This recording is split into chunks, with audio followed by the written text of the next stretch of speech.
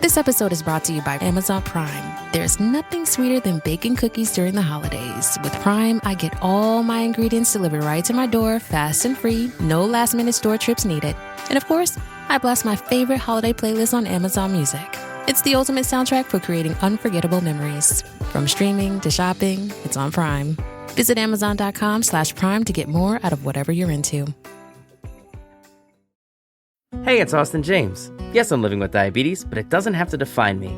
Thanks to the FreeStyle Libre 3 Plus sensor, I get real-time glucose readings throughout the day. The FreeStyle Libre 3 Plus sensor is small and easy to wear, giving me the freedom to focus on my life as a parent and a musician. Now this is progress. You can get a free sensor at freestylelibre.us. Offer available for people who qualify. Visit myfreestyle.us to see all terms and conditions. Certain exclusions apply. Data on file. Abbott Diabetes Care. For prescription only. Safety info found at freestylelibre.us. This episode is brought to you by AWS. Amazon Q Business is the generative AI assistant that can securely understand your business data, summarize results, and streamline tasks. Learn what Amazon Q Business can do for you at aws.com/learn more.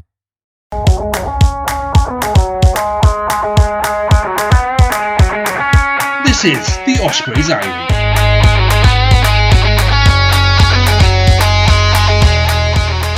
Hello and welcome to a special edition of the Ospreys Eyrie with me, Lee G, and joining me this evening is my very special guest, Nick Williams. Good evening, Nick. Good evening. So it's a little bit of a different setup and all of that kind of stuff. So I'm going to make the assumption that most people know what's gone on and like James leaving and this, that, and the other. So the other guys couldn't make it tonight. So Nick's a presenter on our Pod Cymru. So and a very large Ospreys fan, as we could see from the background, Nick. So we weren't planning on doing anything. We were going to just let the Ospreys Eyrie kind of calm down for a while, and then we were going to kick it off, revamp it in January. But given today's news, it was kind of appropriate to have a chat. So before we get into the Toby Booth stuff, let's just kind of say that we are going to recruit new people for January. We were going to relaunch the Eyrie, give it a bit of a fresh look, a bit of a fresh feel. And we're looking for people to join. So if, I'm going to put my hand up now, as most of you will know, I'm a Scarlet. Don't hold that against me, okay? I'm not gonna do anything. I've already told my Scarlets mates today that we were really close to being in this position last year, so let's just kind of keep a lid on it and all of that kind of stuff. So yeah, I want the Ospreys Eyrie to be run by Ospreys supporters. So if you fancy having a go at it, if you fancy just kind of seeing how things work out and all of that kind of malarkey, drop us a line either by email or DM us or whatever, and we'll have a chat. Okay, so that's coming in January. We were planning on having interviews with players this week, right up until kind of 6 o'clock last night. We were trying to sort out which players and times and all of that kind of stuff. That obviously changed today, so we won't be doing player interviews this week, but it's still a big game. And then the final thing before we get onto Toby Booth is so the winner of the competition is Anthony. So Anthony's won some tickets to Scarlet's game. So Anthony, the email is there. I'll be in touch and we'll hopefully do some stuff on socials before and after, which would be great. That's all the admin out of the way. That's all the boring stuff out of the way. Let's talk Toby Booth. So for those who don't know, and whether you've been living under a rock or whatever, so Toby Booth left the Ospreys with immediate effect today. So, Nick, you found out when I messaged you, and with an ambiguous message. So, what have you made of today's events, mate? I think first and foremost, a shock. As I say, I was busy doing something else this morning when you messaged me. Obviously, as I mentioned, I was on the rap podcast last night, and I was very disappointed with our performance in Montpellier. And we've had a few of those this season. I was disappointed with our performance, certainly away to Zebra. Zebra, and also when we went to Munster. There's no obviously disgrace in losing in Munster, but we had a gale behind in our backs at our backs in the second half, and we failed to score a point. And I suppose you could argue it was an accident waiting to happen. I don't know what's gone on in the background. It seemed quite strange, the announcement just before the season started that Toby would be leaving us. It was by mutual agreement at that point. They wouldn't be renewing his contract at the end of the year, and it felt he'd come to the end of the road with the Ospreys, and the Ospreys were making a decision that Mark Jones would take over the head coach role. I think he's been there just over 12 months now as defence coach, and obviously one of our legends, Justin Tipuric, would be taking over Mark's role as defence coach. So, I just like to reflect really on the period that Toby's had with us. I'd like to pay tribute to him because if you think back when he came in, we had a really rocky period before leading to that. And we had a decent squad at that time as well. I know we've lost a lot of really key players over the time that Toby's been there. No fault of Toby's, just through retirements and the financial situation that all the clubs in Wales have found themselves. Some of the star players have moved on. But, he came in, and for us as fans, I think we all immediately took to him.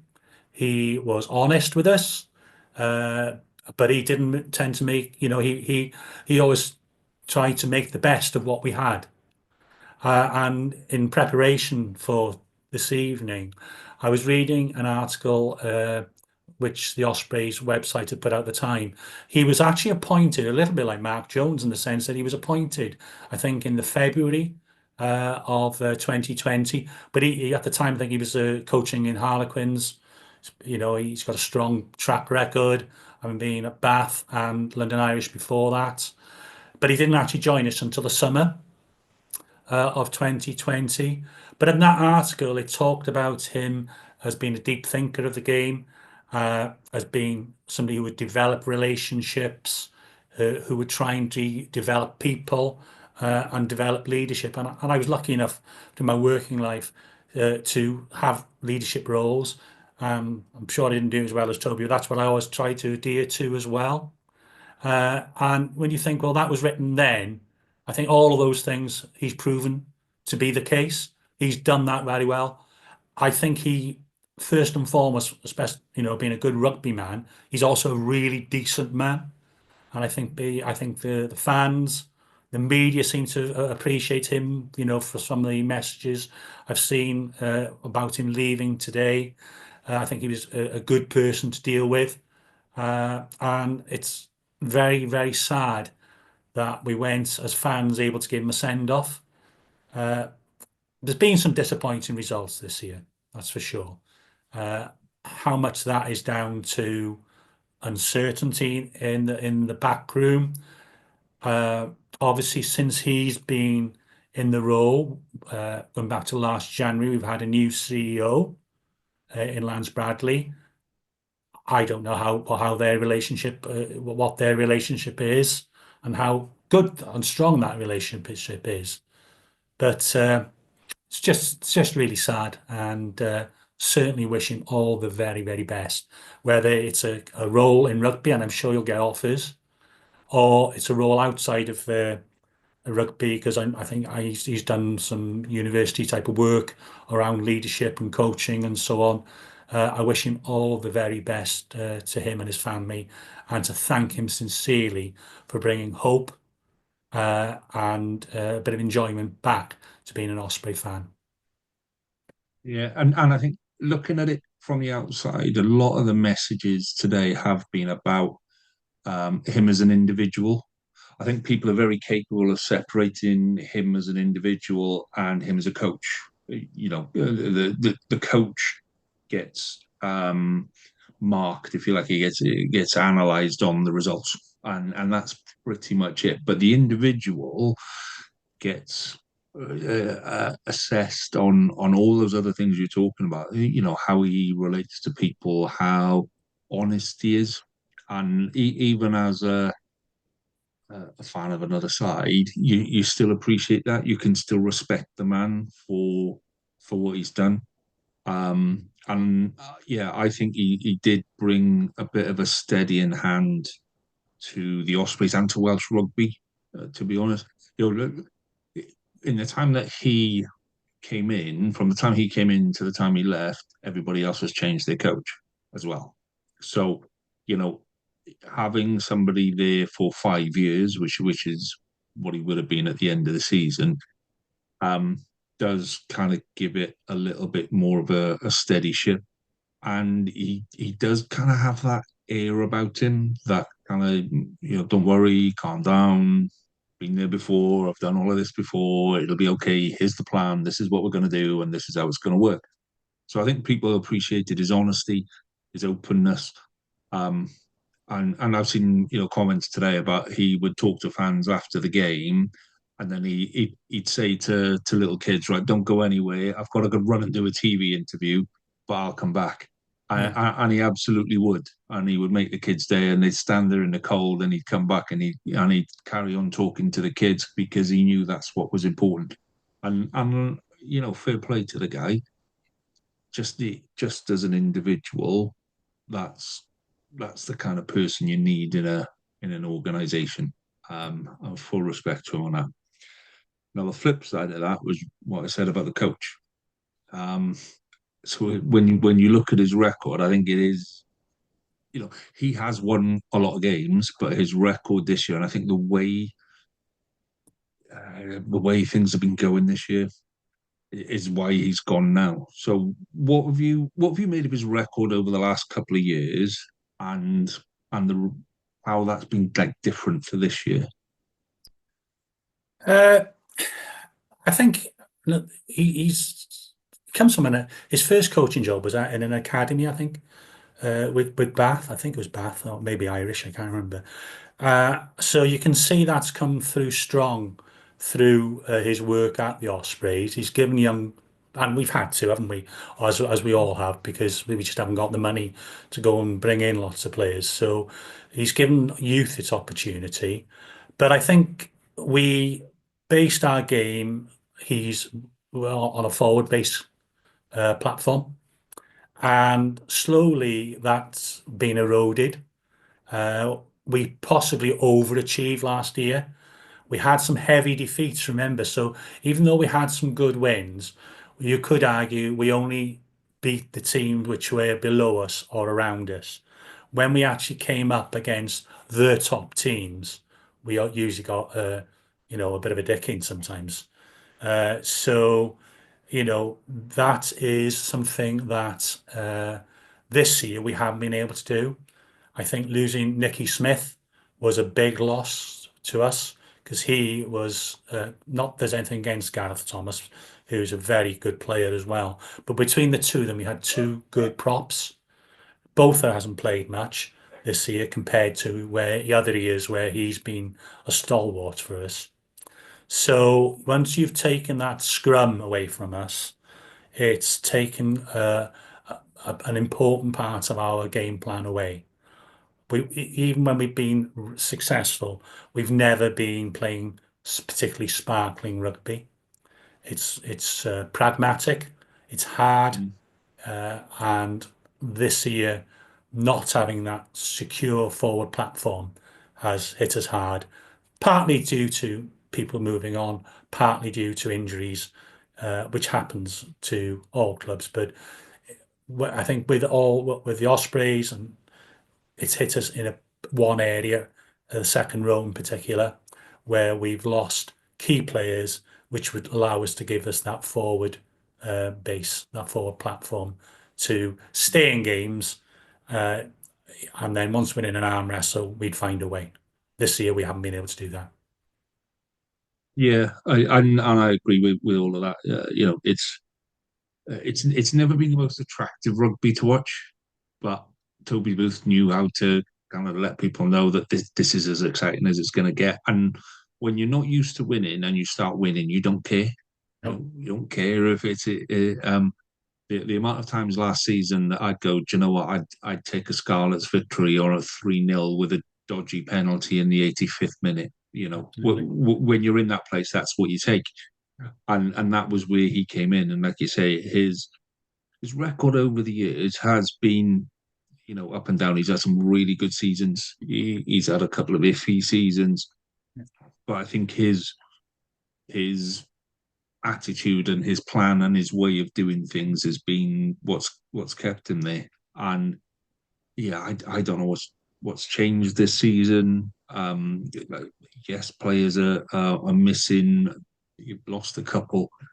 It just feels like, I don't know. Last year there was a lot of talk about the attitude in camp, how everyone was there for each other, and that conversation has kind of gone away this year. Do you know what I mean? And I'm just looking at what's in the press, and the press will report what the press want to report. So that attitude may well be in camp. It just maybe didn't feel like it from when you watch some of the games. So yeah, it's his record is decent. It's not amazing. It's decent, but when you consider the resources that he had to play with, yeah, I think the fact that he got anything out of the players is really good. The fact that he got what he did out of them is nothing short of amazing on some of the good years, No, and when you think of, some of the teams and the resources, financial resource in particular, there's some of the teams we finished above last year. That was a major achievement. Mm. So he's been there 5 years. So what would your best bits of his Every tenure time he be then? grabs the Scarlets. You couldn't resist it, could you? Well, we did it quite often under Toby. All right. Yeah, I'll give you that one. I'll give you that one. Other than beating the Scarlets, what else stands out in your head as I think the game at Leicester away, that was to play we'd lost to Leicester at Swansea, and then we went there in the Champions Cup, and they wanted to go through and get a home draw and so on. To go there, it was only a point. I think Jack Morgan scored a try in the 81st minute, and Owen Williams kicked the conversion to win by a point. That was amazing. And then obviously we gave Saracens again. We know how strong they are. Decent game in the round of 16, and then obviously beating Montpellier home and away. I think the same year. And then the run last year as well in the Champions Cup, getting to winning the round of 16 game. We didn't play particularly well at Gloucester, but it was still an achievement to get to the quarter final of that. So I think those for me would be the highlights. A few European games, and then just getting through at the end, scraping into the top eight. I knew we were never going to win in Munster in the quarter final, but just to get that far, given all the injuries, given the financial situation of all the regional clubs in Wales last year, was a big achievement. So I think that's what I would say were the highlights. But also, as I say, the way he conducted himself throughout his tenure. And we'll touch on listeners' comments in a mo, but that comes through kind of strong. I think quite a few people have got quite a different kind of games that they went to watch, and that's the one that sticks in the memory, and this is the one for me that sticks, and all that kind of stuff. So he's done something right, because there's a lot of people with a lot of good memories, and if you can generate, there's a saying that people don't remember things, they remember feelings. You remember how things made you feel. You remember if watching a game made you feel part of something, if watching a game made you feel, over the moon. And those are the feelings that he leaves behind. And I think he can be proud of what he's leaving behind.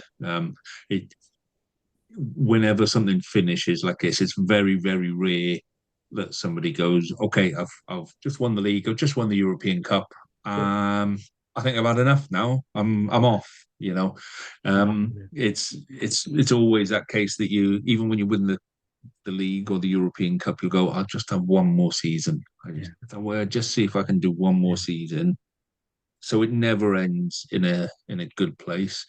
Like I say, it would have been nice for you guys to be able to say goodbye to him on the weekend, but yeah, like I said, it is what it is, and I guess that's the reality of leaving. So where where do you see the Ospreys now? 4 days out from probably the biggest game of the season. Head coach goes. Is it going to be a bounce back? A player's going to respond? Is it going to be, what's the point in coming into training? Where are the Ospreys now? I think there will be a bounce back. I did expect a bit of a bounce back after Saturday anyway, because they didn't do justice to themselves at all. And statistically, that when somebody in football or rugby and they have a new manager, coach, whatever the sport is, there tends to be a little bit of a bounce, doesn't it, as you've referred to. So I would certainly expect us to put on a better performance on Saturday. We'll be up for it, I'd imagine. And I suppose part of the argument about, why was it announced so early that he was leaving was, well, would players know who they're playing for? There'll be players coming to the end of their contracts and would want to renew their contracts, one would hope, and stay with us. So now they know exactly who do they have to impress. And obviously the other coaches, but in particular Mark Jones, they know exactly who they're playing for. It's Mark Jones. So in some respects, it gives some clarity. And, hopefully, my view is if we lose these two derby games now, our URC season is over. I can't, we're not going to come top eight. So these are key games and the players will know that. And hopefully, I say, we'll have a response from the players, both to say thank you for Toby and also they're playing for their own futures in some regards as well. I'd tell you what would be nice. It would be nice to fill the stadium on Saturday, or come pretty damn close to it. To get a big, massive crowd there. I know Toby won't be there, but to maybe after the final whistle or before kick-off or whatever, to just say thank you somehow. And I'm sure that can be done. I'm sure that it's not that difficult to arrange a little slot for 2 minutes to say thank you. But it will be good to see a full crowd there for it. And I think both teams now, Scarlets are playing really well. Ospreys are in a bit of a wobbly bit. They say that you've now got this bounce back. Plus, it's a derby. It's actually building to be quite an important game. For both sides. Scarlets need to kick on. Scarlets need, if they're going to be top eight, they need to win these two games. If Ospreys are going to avoid being rooted to the bottom, they need to win this game. It's a local derby, so everyone needs to win this game. And then you throw in Toby Booth leaving, and it's like, right, Ospreys need to win to say thank you, and Scarlets need to win to just take that away from the local rivals. It's got everything, hasn't it? It's building to be a really, really important game on this. So it will be good to see a full stadium. Yeah, well, I think another mistake, not mistake, but we know we're moving. We know that the stadium's too big. Even when we've been successful and for these games, when I was down there in the season ticket, a good gate would be 10, 11,000. Even for the Scarlet game. I don't think I would very much doubt we get that anything like that. So that uncertainty as well hasn't helped things down there. Knowing that we're moving and now knowing we're not going to be moving for the start of the season, it's just all a bit up in the air.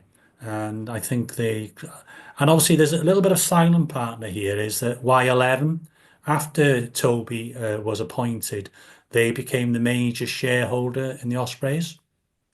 So they will have had an input, I'm sure, into what's going on there. I can't comment any more on that, but it'll be very interesting to see how things develop now over the course of the remainder of the season. And it's weird as well, coming this close to Christmas, this close to a big game. I say that, and the statement is ambiguous. It just says that Toby Booth has left his position. Not even by mutual agreement. It just says he's left. So it does leave questions floating in the air. We're not going to go into that tonight, but it does leave questions up in the air. And there are some fans on socials that are asking, uncomfortable questions. But the reality is that guy's lost his job a week before Christmas, just bore a game that he would have been building for 3 or 4 months. So, yeah, okay. So we'll finish off in a minute with a chat about his legacy and what we can expect from the future. But we put a post out earlier today just to ask for people's comments. So we'll get a couple of listeners' comments on what it means to them. So Dave has messaged and said that Toby was the light in the darkest period of the Ospreys' history. Brought us through it and equipped us. He was equipped with only minimal resources while nurturing local talent. Thomas has said he made me believe again. He helped instill a passion for the badge I've been missing for some time. Best of luck in whatever you do in the future. RP, great coach, great leader, great person. Nick, not you, says, thanks for making me believe that things are going to get better. And they mentioned some of the big wins, the Leicester game, and for bringing local boys through. A couple of people that didn't get into the spirit of things. And then you always had time for fans. That's the one I was saying about with going back for the kids. Brought back my love of the game. I live in England. I'll happily travel home just because of the feeling. So it's there's a lot of love for him out there in the fans, and there's a lot of love that I'm sure will develop more over the coming days as we find out a few things more. So I'm gonna leave the final bit with you, mate, about his legacy. So when we look back on the time that Toby Booth spent with the Ospreys in a couple of years' time, when the people listening to it get to mine and your age, and they're sitting there going, I remember the days when Toby Booth was in charge. So what are we going to be saying about those days when Toby Booth was in charge of the Ospreys, mate? He was a very, very good man. He gave the supporters, the club, hope and some enjoyment of rugby again. He developed local talent and gave them opportunities to play at the highest level. And he will probably go down as, unless Matt Jones does a marvellous job, as the most popular coach the Ospreys have had. And that is a really good way to wrap up the end of Ospreys Eyrie this week, mate. So thank you for your time tonight. I said to you before we started, I really wasn't expecting to talk to you again this quick, mate. So fingers crossed I won't talk to you now until after Christmas. But I will wish you all the best for Scarlet's game. I haven't even got my fingers crossed or anything. I think it's going to be a belting game. I think it's going to be a cracking game. Hopefully it's a good game of rugby. Yeah, and I'm sure Toby Booth will be sitting somewhere with a pint in his hand, cheering his boys on, because, as you said, there's the coach and then there's the man, and the man that is Toby Booth is a bloody good one. So, even from myself, from a Scarlet, I say thank you to him as well, because I think he's improved the standard of coaching and the way we do business in Wales. So on that note, my friend, I shall bid you good night and enjoy your rugby. All the best. All the best. Thank you. was the Ospreys Eyrie. Please rate, review and share on socials if you can, and join us next week for more of the same. And until then, enjoy your rugby.